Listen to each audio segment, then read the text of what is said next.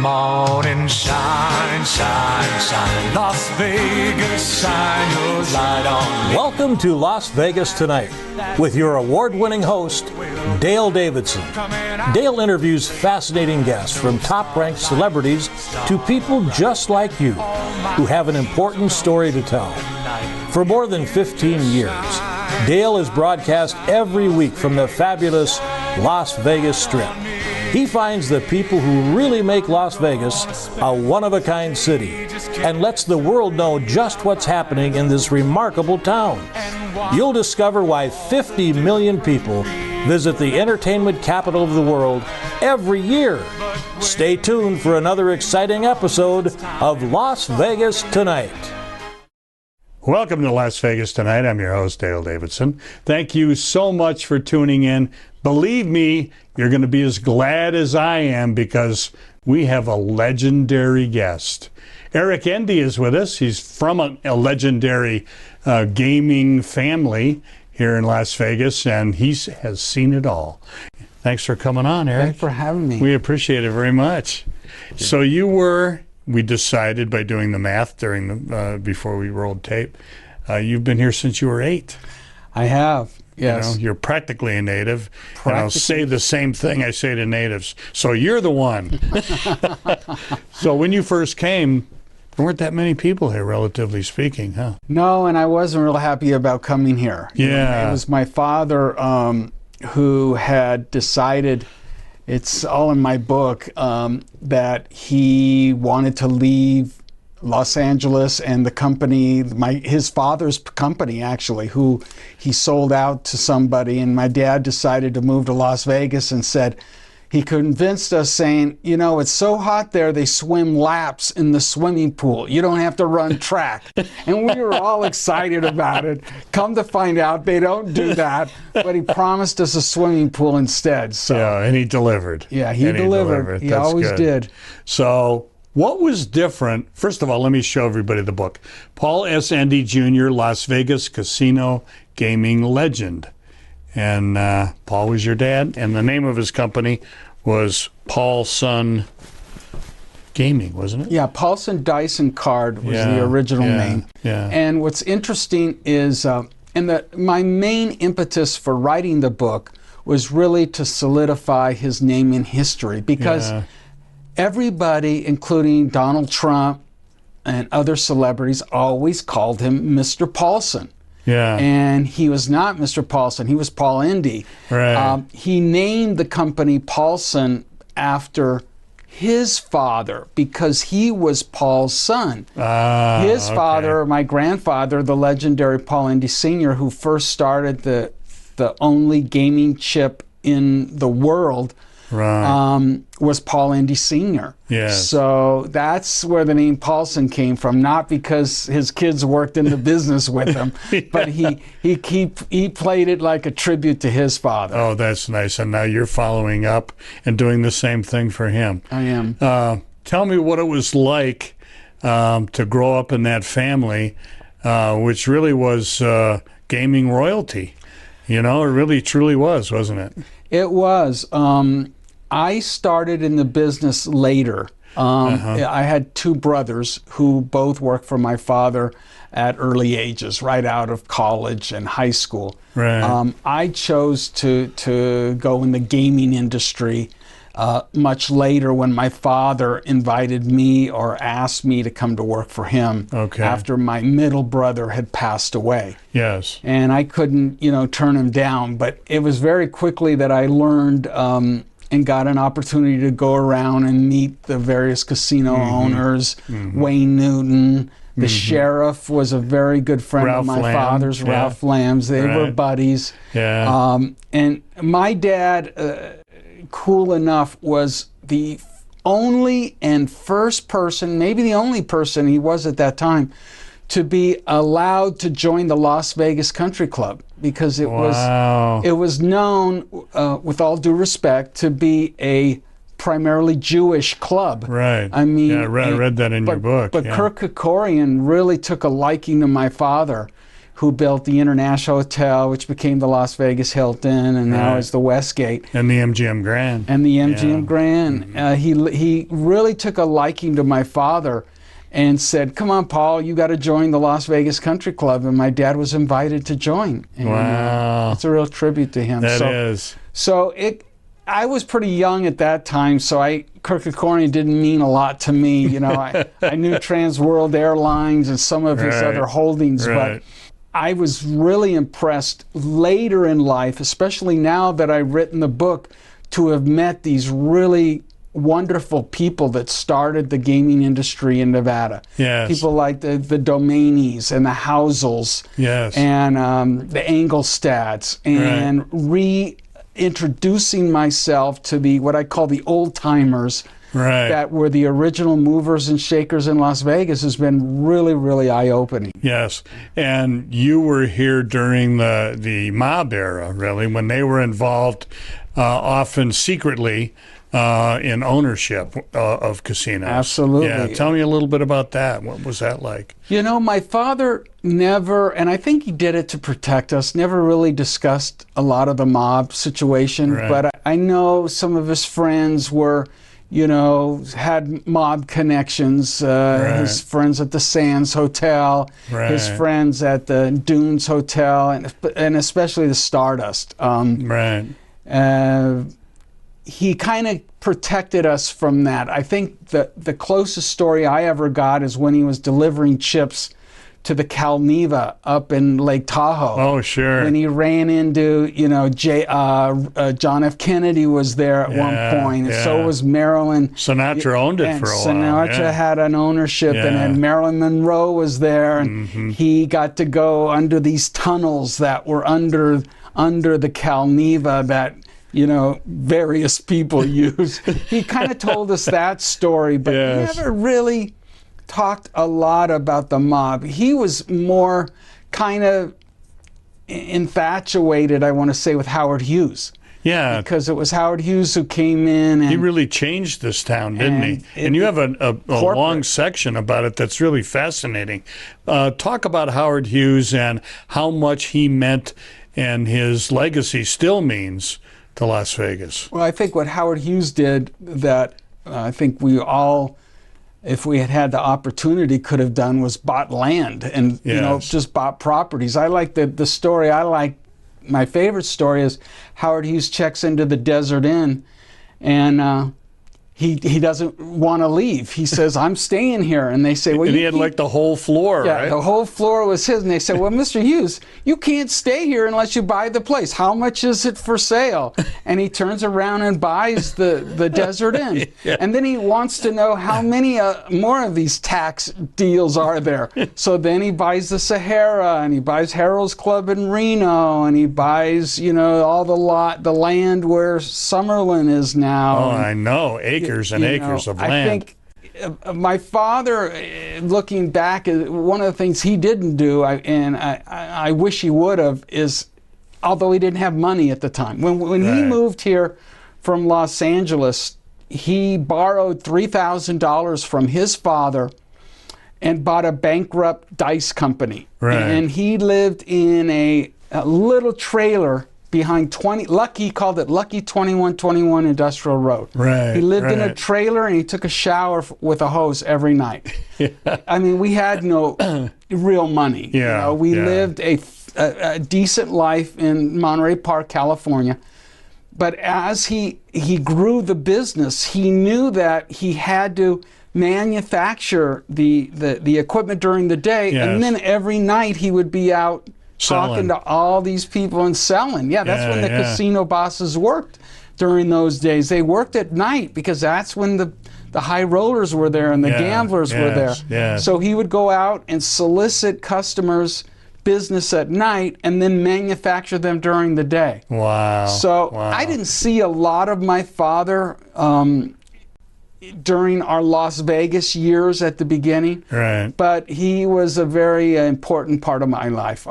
Absolutely was. And you obviously loved him and respected him, and that's why you're doing the tour now, you know? Absolutely. Just mostly to talk about him. And again, it's mostly because too many people in the industry kept saying Paulson, Paulson, Paulson. They didn't know who Paul Endy was. I got him inducted into the Gaming Hall of Fame in the early 80s with Donald Carano, who started the El Dorado, which now owns Caesars and all of that, and the Caranos. I got him inducted into the Gaming Hall of Fame. I think until I did that, people really didn't know who he was. Yeah. Because of the name. We go back to Howard Hughes. Las Vegas became very corporate. The Suma Corporation acquired 6, 7 casinos, and you kind of lost more of the connection with people than you did just ordering, chips and dice and playing cards. Oh, I understand. It really was a personal business then, wasn't it?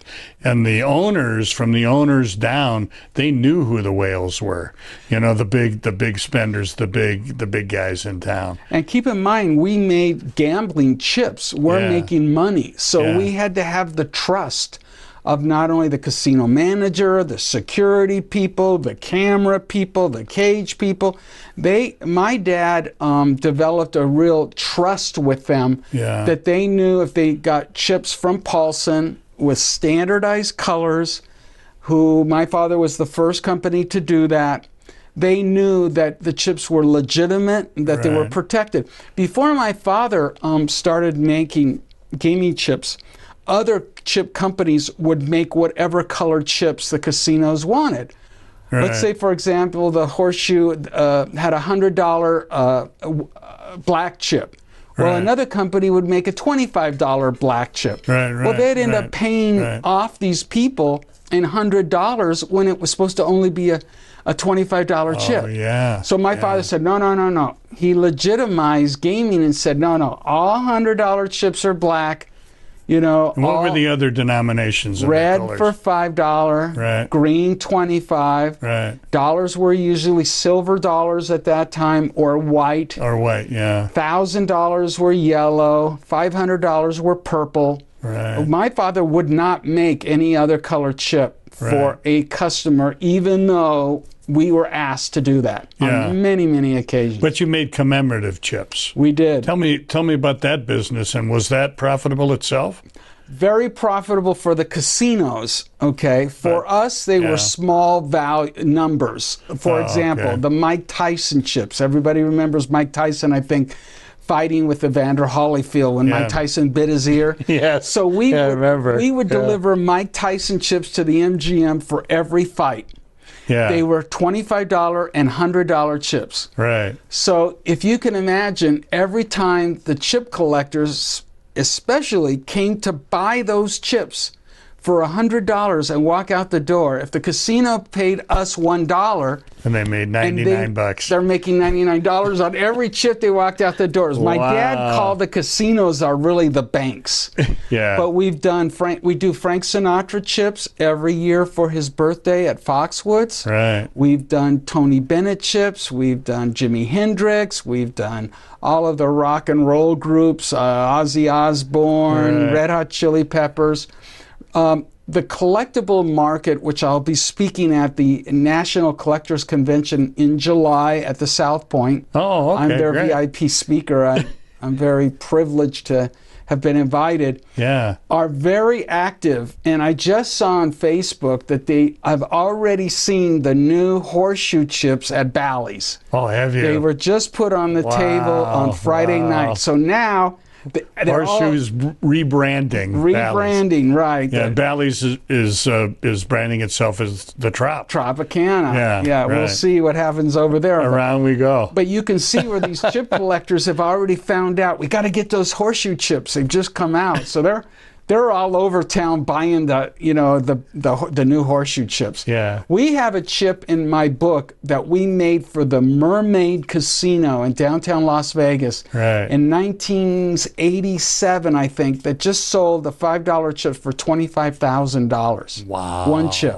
Wow. So the collectors are serious about this. Collectors are serious. Unfortunately, gaming has been a little more restrictive on commemoratives now. It really? used to be, everybody came out. Barbra Streisand, Tom Jones, everybody had a commemorative chip. But the Gaming Commission has kind of said, that's a lot of changing of denominations, and they kind of want to slow it down. So it's not as prevalent as it used to be. Okay. But I still see they're out there. So, that's great. Yeah. Eric, we need to take a brief break. We're going to come back, and I just want to continue learning about Vegas from you because you are a historian. You're the right guy to go to, and we want to talk about your movie. So he is such an expert, they're making a movie about him. So that's pretty good stuff. We'll be back with Eric Endy right after this.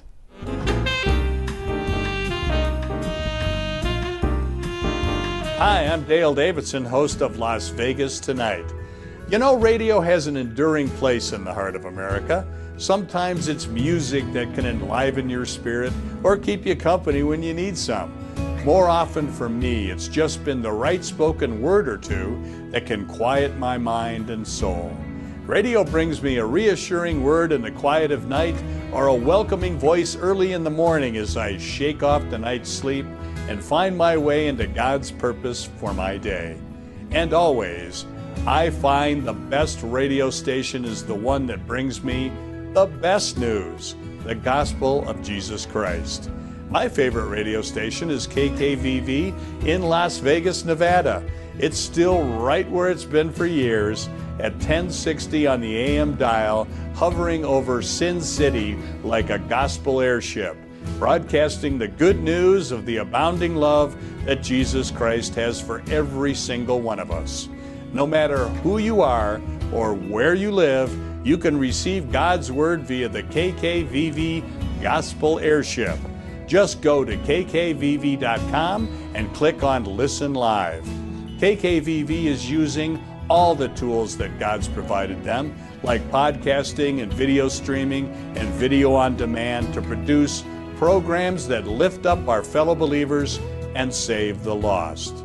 If you feel a calling to speak to others about Jesus Christ on your very own show, pick up the phone and call the station. They'll be happy to tell you how. Call KKVV today at 702-731-5588 or drop them an email at kkvvradio@hotmail.com. Please join me in becoming part of the KKVV family. You'll be glad you did.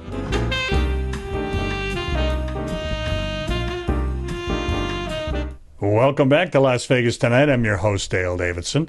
We have a fascinating guest, and if you didn't watch the first segment, shame on you. Rewind this thing and watch the first segment, because segment 2 came right out of segment 1, or is about to.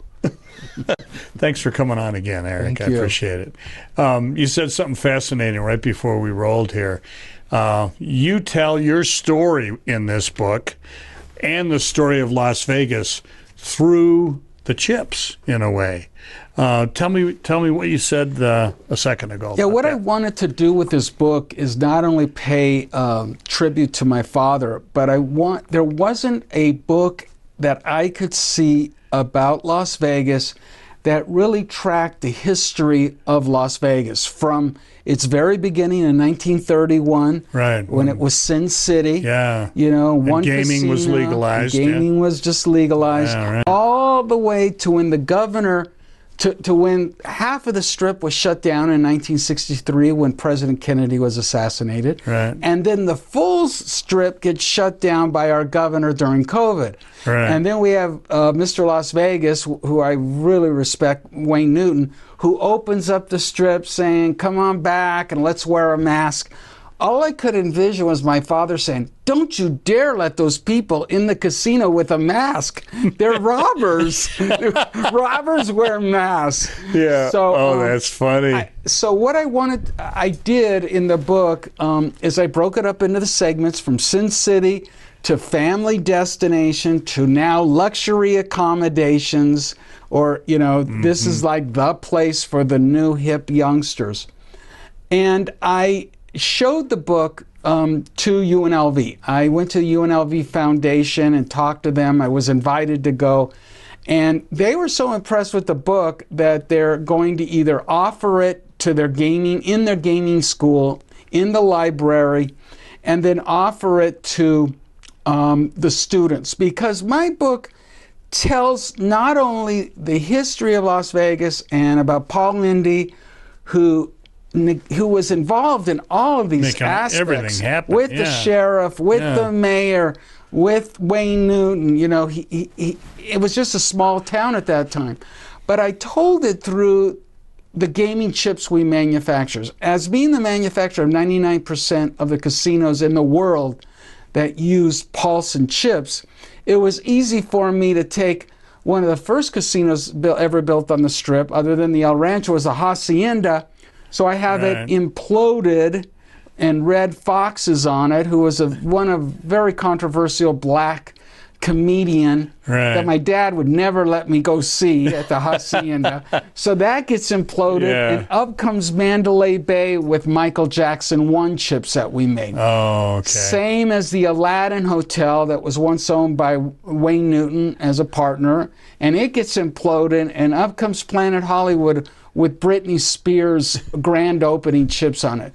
So what I tried to do was, and it was difficult getting a publisher to take my 200 plus color photos of chips, because I didn't want to put a chip in there, a Britney Spears, a Michael Jackson, a Super Bowl chip at the Tropicana that was black and white. So I finally found a publisher that said, okay, we'll do it. I was this close to Penguin, and they said, we love your story, we love Vegas, you know, I think we can come up with the money to pay you. And I said, oh, wow. And they said, how many books have you written? And I said, well, this is my first book. I've written dissertations, and I have an MBA, and I have a master's degree in audiology. I've written a lot of papers. Well, Mr. Endy, you've only written one book. I'm sorry, we can't take you. You'll have to self-publish. Wow. So I went the self-publish route. I did that too with my book. And it's much more difficult to market. Yes, it is. Although I feel I have an interesting market because there's so many chip collectors around, as we discussed earlier. Yeah. And casino gift shops. And now we have hired producers to make a mini series about our book. Oh, is it a documentary? Is that what they're doing? It's not going to be a documentary. The idea of this is really a mini series, kind of a Netflix, a Prime series that shows more of Paul Endy's intervening into Las Vegas, and how he changes it, and how he changes, you know, the perception of the gaming chips, and his effect, and Las Vegas's effect on our family. Yeah. There were a couple of instances in your book that really stand out for me as far as what was your dad like. And one of them was getting the sheriff to oversee you getting the money you were owed. From Bob Stupak. From Bob Stupak. I wanted you to say it, not me. But tell that story. That is a great story. You know, my dad was very fortunate to have some very good friends in Las Vegas. And one of his best friends was Sheriff Ralph Lamb. Yes. So he's legendary. I mean, I wasn't here then, but he's legendary as the sheriff. He really made an impact on the town. He helped me. I remember it was probably my second week on the job working for my dad, and Bob Stupak was opening the Vegas World, which is now the Strat. It used to be the Stratosphere. I guess it's short for the Strat now. Bob Stupak is alerted that I'm on my way with the chips and to have a check or cash ready for me. Right. So I get to the hotel and I knock on the door, and you know, nobody's there, and I finally get security, and I say, I've got these chips, and I bring them in to deliver them, and I'm ready to deliver them, and Bob Stupak comes down, and I say, Mr. Stupak, I need a check or cash. And he says, why do you need that? And I said, well, Mr. Stupak, we called you ahead of time and told you. And he says, doesn't your father know I'm on an open account? I have great credit. I said, listen, Mr. Stupak, I'm doing what I'm supposed to do, and that is collect a check from you. Anyway, he said, I'm not going to give you a check. I'm going to your office. You guys are right around the corner from us. I'll follow you there. So he drives his Rolls Royce and follows me in my little pickup Can't truck. give you the $5,000, but he's got a Rolls. Yep. So we get back to the office, and as we walk in my dad's office, Ralph Lamb is there, and so is my father. And Mr. Stupak, being the animated guy he was, starts pounding on my dad's desk, demanding why he wanted money. And my dad, every time he pounded on the desk, my dad's face got redder and redder and angrier. And finally, my father said, you have no credit, Mr. Stupak. I need your check or your cash. Bob Stupak reaches into his pocket and pulls out his keys to the Rolls Royce and throws them on my dad's desk. And my father looked at Bob Stupak and said, Mr. Stupak, let me tell you something. I know your Rolls Royce is leased from Valley Bank. You don't own it. I don't want a mortgaged Rolls Royce. You either pay us for the chips or you're not opening in a couple of days. And he says, okay. And my father asked the sheriff to follow me back to Vegas World and assist me in collecting the money from Bob Stupak. And that's old Vegas at its finest, isn't it? It's old Vegas. Yeah, absolutely. Talk about your dad and the fire at the then MGM Grand, now Bally's. Sure. You know, that says an awful lot about him and the way he delivers for his customers. Yeah, he was insistent on taking care of his customer. I'll never forget Maury Jagger was in charge of the MGM, which is where Bally's is now, right. Soon to be the Horseshoe. Right. And Maury Jagger tells my father that he's out of dice, and he wants my father to deliver him like right then. Well, my dad calls me and says, Eric, I'm going to the MGM to deliver dice. You need to go with me. I said, Dad, they're on fire. People are jumping off the roof. You can't be delivering dice. He says, you want to bet? You going with me or I'll go by myself? Okay, I'll going with you. So he was bound and determined. He got the okay from Michael Gahn to park at the Barbary Coast, which was right across the street from the MGM. Yeah, sure. We ran across the Cromwell now. Yeah, right. Ran across the street. Security is mad at us. They're screaming. People are, jumping off the roof. Unbelievable. And my father is determined. We run up to the front doors, and security and fire department is telling us to leave. He says, I'm not leaving. Make sure that Maury Jagger gets these dice. And the security guard said, I will, but I hate to tell you, we're on fire and nobody's in the dice table. So he gave him the dice, and he assured my dad that he would get them, and we left. And we were lucky to get out of there before we got engulfed. That's incredible. A good friend of mine, Lark Williams. Oh, yeah. She's a disc jockey on 97.1. She was working in the Keno Lounge during that fire. Really? So we kind of exchanged some stories about the MGM. That was a turning point in Las Vegas. It was. Changed fire codes and all kinds of other things for the good and for the better, Absolutely. I think. Yeah. Absolutely. Let's talk about Mexico and Paul Son's connection there. Early on, your dad decided to start a maquiladora down there, and which we'll explain what that is and why you did it.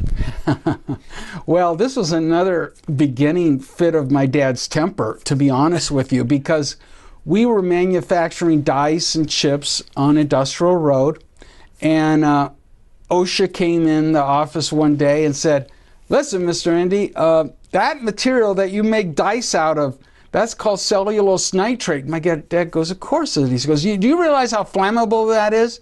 He said, you have fire extinguishers here, but it's not enough. You're going to have to double the number of extinguishers. You're going to have to do this and do that. My dad was so angry because he believed that this building that he'd spent so much money on fire coating was sufficient. Right. He kicks the trash can down the hallway out of a fit of anger and says, "That's it, we're moving to Mexico."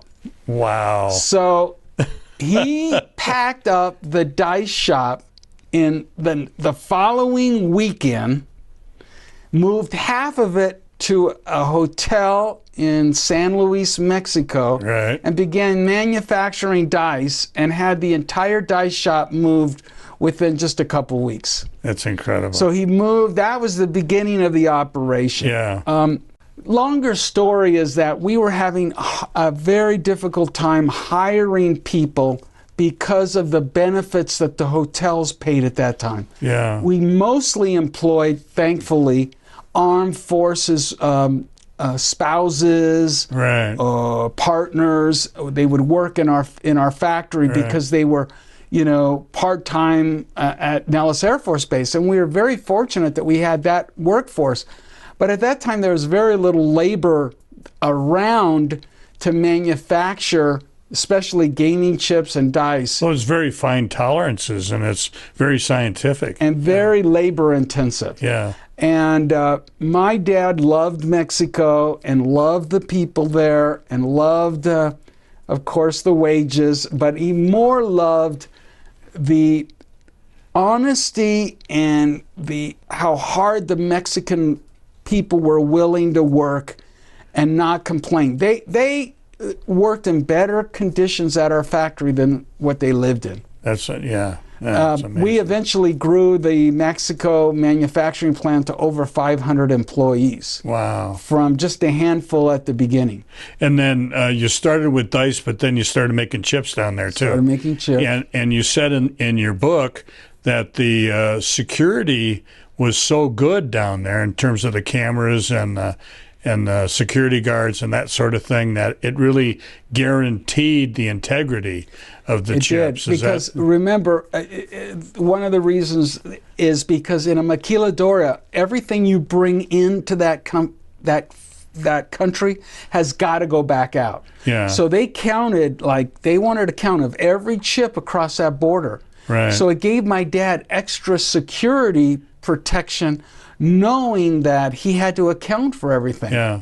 Yeah. So the security was real top notch. Oh yeah. For sure. See, that's really important. What people need to understand, which I didn't understand fully until I read your book, is this was money. This was equal to money. And at the time, you could go anywhere in town and pay for something with a chip. Couldn't you? You could go buy a meal at a different casino. Right. Isn't that something? Yeah, it was. And I heard an interesting story, and one of the questions I wanted to ask you was this. Tell me whether it's true. But the Catholic Church on Las Vegas Boulevard would accept chips as contributions in the basket that went around, and then they said that one of the monks at the cathedral would then go and redeem them all. I've heard that. Have you? And his nickname was the Chipmunk. Yeah. Is this true? I've heard that. I've heard that because these chips started just showing up all over the place from this one individual. Yeah. They didn't know at the beginning who it was. Why would you be going to the Sahara and then to the desert end? You either take all the chips to one place or another, but not a few here and a few there. Isn't it fun? It's a great story. It is. Another one that you need to write even more. You need to write another book, another follow-up for this kind of stuff. We need to take another brief break. When we come back, we're going to talk about this man's singing, which is substantial. Maybe we can talk him into a little a cappella. We'll see. We'll be back with Eric Endy right after this.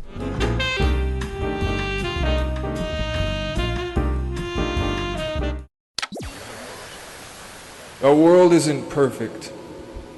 Just watch the news. Evil is everywhere. Now, at the core of who we are, we all know and feel these things to be wrong. But why? Why do we agree that some actions are wrong? Where did we get our standard, the moral code that tells us good from bad? If we're creating it ourselves, free to choose what works for us, then that would make every action acceptable. Good and bad would be the same. And people who commit heinous crimes wouldn't be guilty. They'd simply be doing what's right for them. And yet we say they're guilty. When someone murders an innocent person, it bothers us, enrages us. We hate injustice. Now, maybe we're in a game of survival of the fittest. Suffering and death simply weed out those who aren't strong enough or lucky enough to have won the genetic lottery. But if that's true, why do stories of death and destruction draw up feelings of deep disgust and hurt inside you? Why does your heart break at the news of tragedy? And why do so many other people feel the same way? Could it be that there's something more? Some greater outside force that has ingrained you with the desire for love and goodness? Suppose there's a reason behind hating the evil in the world. Suppose it leads to something greater. Could it lead to hope?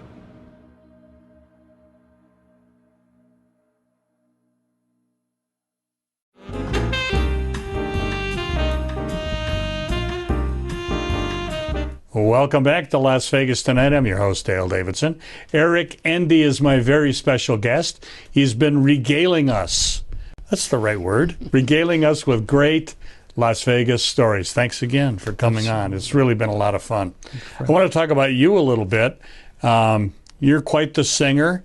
You're in a men's chorus, and you've kindly invited my wife and I to come and see on Sunday at Artemis Ham Hall at UNLV, your men's choir. Tell me about the beginnings. When did you decide you wanted to be a singer? Because you followed through and you really did a lot of work on that. Yeah, you know, I was fortunate enough to have a music scholarship in college, a singing scholarship. Yeah.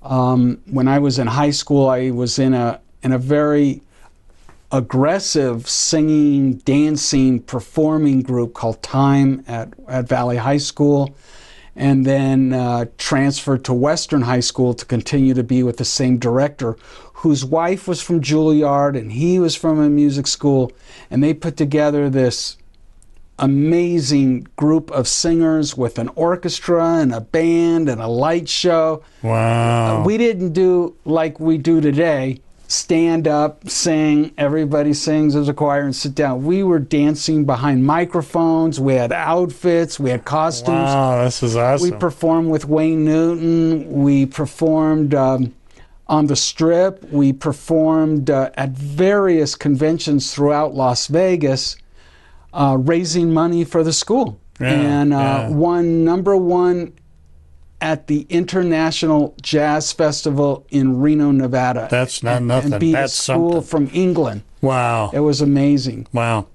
So I went on and enjoyed singing. I was at the University of Utah for 2 years and got disenchanted with their music program, then transferred to Reno. But the interesting story, I think, and I talk about in my book, is kind of how I got there. Yeah. And that is Mr. Jim Garufas, wonderful man. He's 82 years old, lives in Las Vegas today, performed all over Las Vegas as the Jim Garris Trio.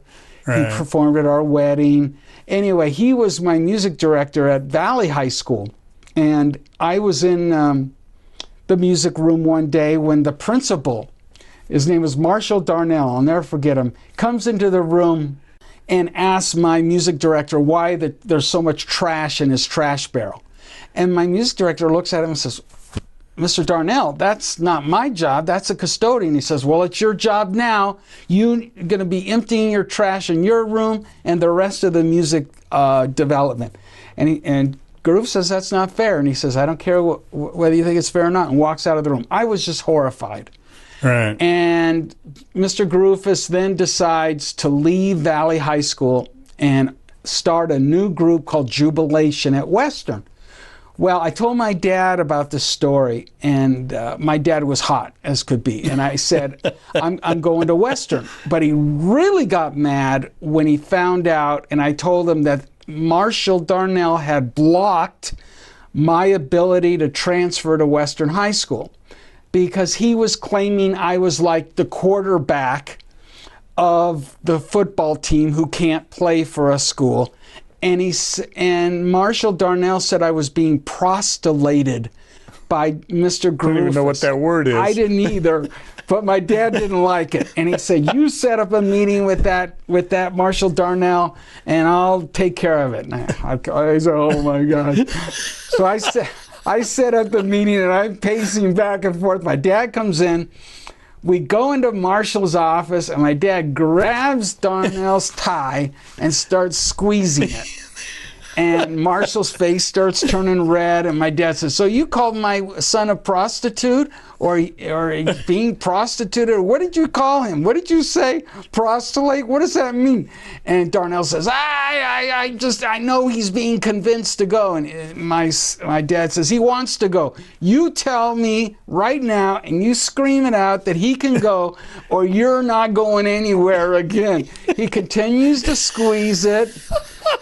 The last thing I remember is Marshall's down on the floor. Yeah. My dad's foot is on top of him, and he yells out to his secretary to let Eric Endy go to Western High School. And that's how I continued at Western. We won first place at the International Jazz Festival 2 years in a row. That's a great story. It was That's really a wonderful great. story. The sad part is I couldn't understand the jealousy or I felt empathetic for Marshall Darnell, why he would treat him that way. Yeah. But what was amazing is that our group was bringing in so much money to the school, more than Marshall Darnell finally admitted. He got a lot of pressure from high school sports, that the music department was overshadowing them. We were bringing in so much more money than them. General Motors convention would write a check for $5,000. Ford was $10,000. We had so much money that we were self-funded. Yes. And for some reason, Marshall Darnell had a problem with that. Yeah. So that's crazy. That's the Peter principle all over again. In this case, a principal's case. Again, it shows the love my father had to allow me to go where I wanted to go. Yeah. And he would do whatever it took to make that happen. Yeah, clearly. Absolutely. Old Vegas. I love these stories. Let me ask you a little bit about your faith, because I know you're a man of God. And we have a program that airs in Christian television stations all over the country. Tell us about your understanding of coming to a realization that God is real. Well, I've always been one to honor God in my way. It first started out is with my mother. Took us to Catholic school, in my early days. Went to Sunday catechism. But what hit me the most was I was only about 5 years old, and I went to a funeral. And the funeral I went to was our babysitter. Very seldom did my parents ever go out, but they did once in a while, and we had a babysitter. Her name was Carrie Martinez.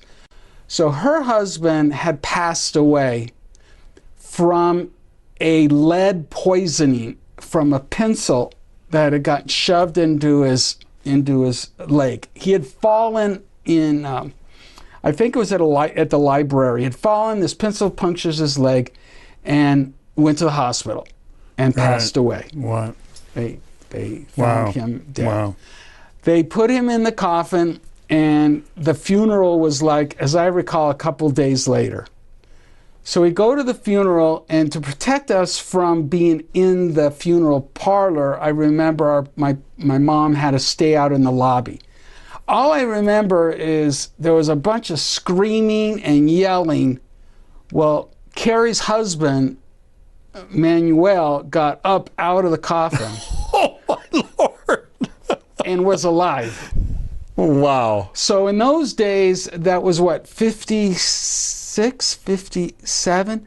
I guess there wasn't a lot of embalming done. And the families could choose whether they wanted embalmed or put in ice. So he was covered in ice. Well, somehow he wasn't dead. He came back to life. And I didn't really believe it. I didn't know what was going on. Everybody was screaming. My mom was crying and all of that. And all I remember is him walking out and them, assisting him out, taking him to the hospital. And he had said that he had seen this. He didn't describe it as God, I would say. He described it as a very calming white light was talking to him, saying it wasn't his time or something like that. And then all of a sudden he looked out and he saw everybody sitting and watching him, and then he was back in his body. Wow. He lived for, I guess, another year or two after that and died of natural causes. That's phenomenal.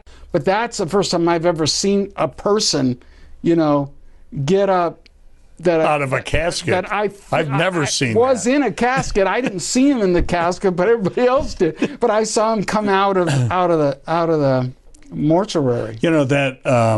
That sort of story has a certain commonality to most that you hear about the light and coming to the light, and that feeling that it's not your time yet, and the voice has got to be God, And I don't. Who else could it be? Yeah. What else could it be? Exactly. But your Creator. So that's a very real example of faith in action. It's a real thing. Oh yeah. And I like the billboards around town that says, "You will meet God when you die." So yeah, those billboards. It's very interesting. I'm going to have him on my show. His name's John Peters. He lives in Montana. Used to be in Las Vegas. He pays for those billboards out of his pocket. Wow. And he's got 15 at a time rotating around the city. And just because his faith is that strong, and he believes that other people need to know that.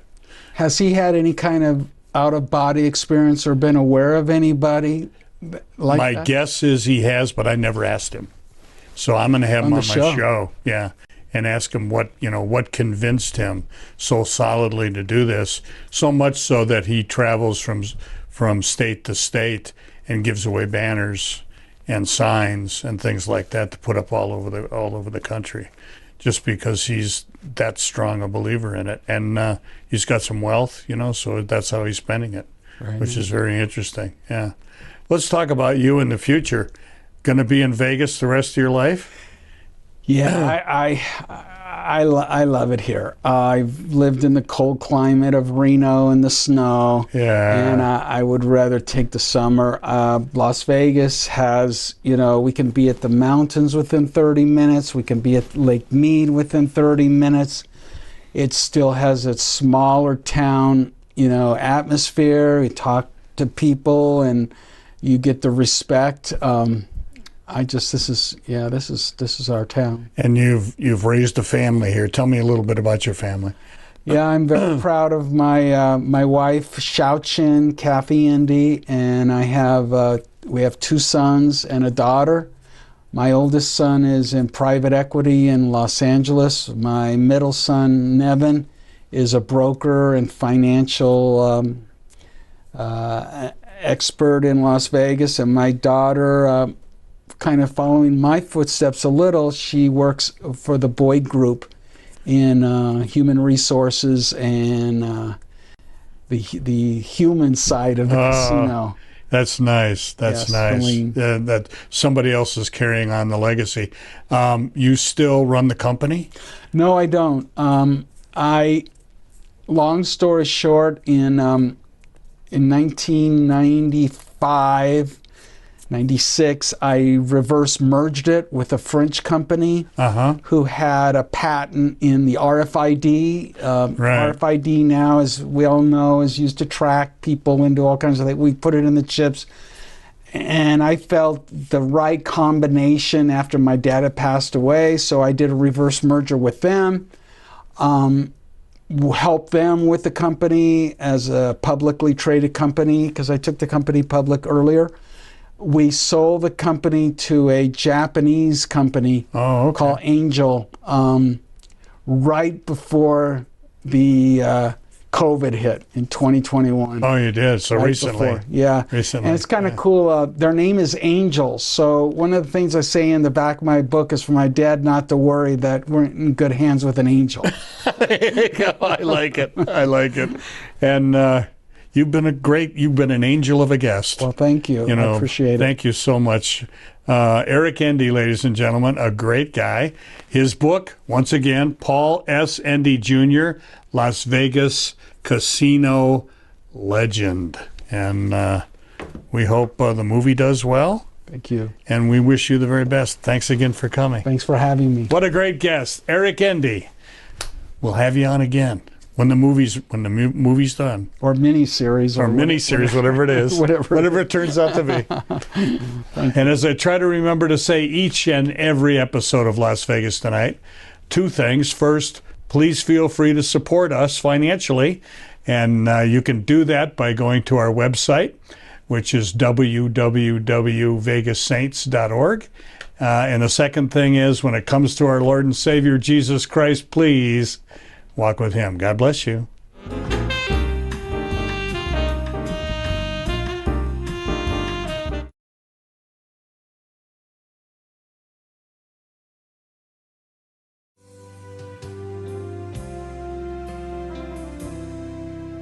The birds sing their glory in a sweet lullaby as the trees reach out to touch the sun. The wind shapes the clouds that are rolling by as the world gives way to a life begun. The seasons change and life is what it brings, showing beauty that surrounds us all and gives us a reason and a song to sing. When we listen with our hearts, we'll hear the call. This is heaven on earth. Heaven on earth. When we see our true worth, then we'll realize this is heaven on earth. The children of tomorrow are calling our name, and with the angels lift their voice to speak, saying we're God's children, we are all the same. Open your eyes and you will see this is heaven on earth. Heaven on earth. When we see our true worth, then we'll realize this is heaven. This is heaven on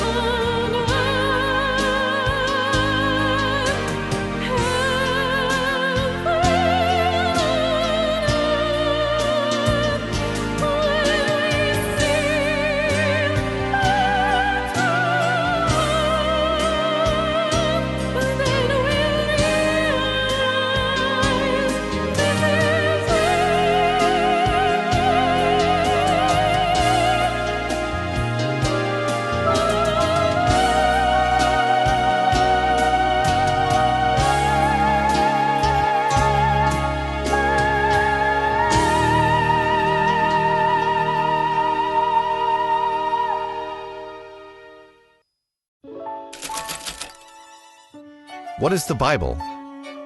What does it say? Why do people care about it? And what does it have to do with you?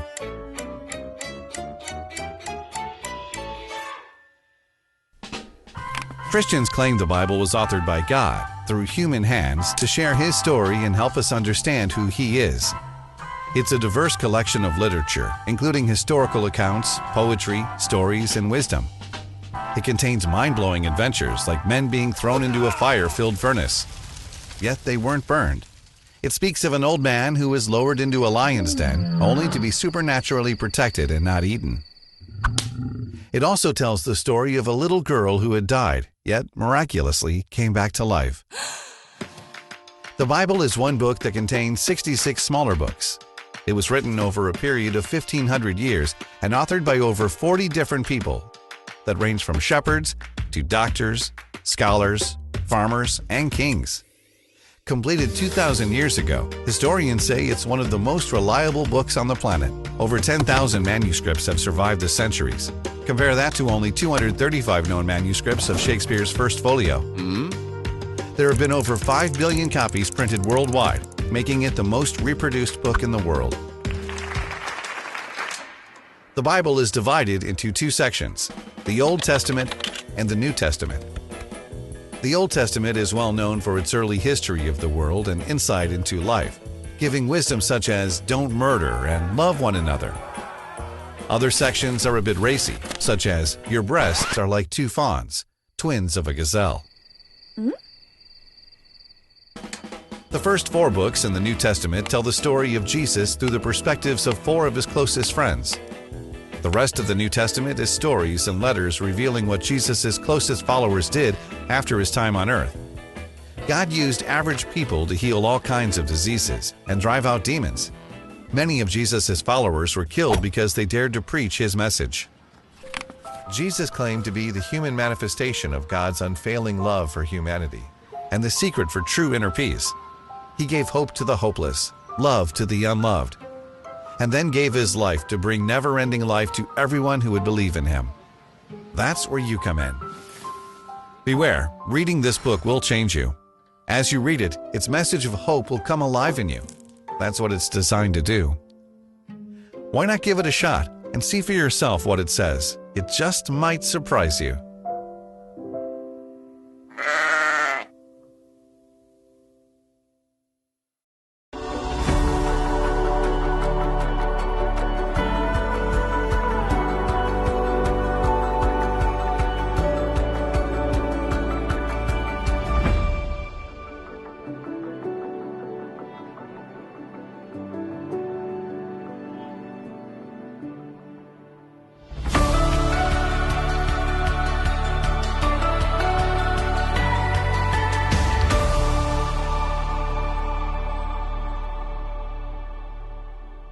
Come on and shine, shine, shine. Las Vegas, shine your light on me. You've been watching Las Vegas Tonight with your host, Dale Davidson. We hope you've enjoyed this edition of our show. We so appreciate your loyalty to our program. To keep Las Vegas Tonight on the air, please go to our website, vegassaints.org, and click the Donate button. To send a check or money order, please make it out to Dale Wynn Davidson Ministries and mail it to 9030 West Sahara Avenue, Suite 255, Las Vegas, Nevada, 89117. To suggest a guest to appear on the show or any other suggestions or questions, write to Dale at DaleWDavidson@yahoo.com or call him at 702-480-3989.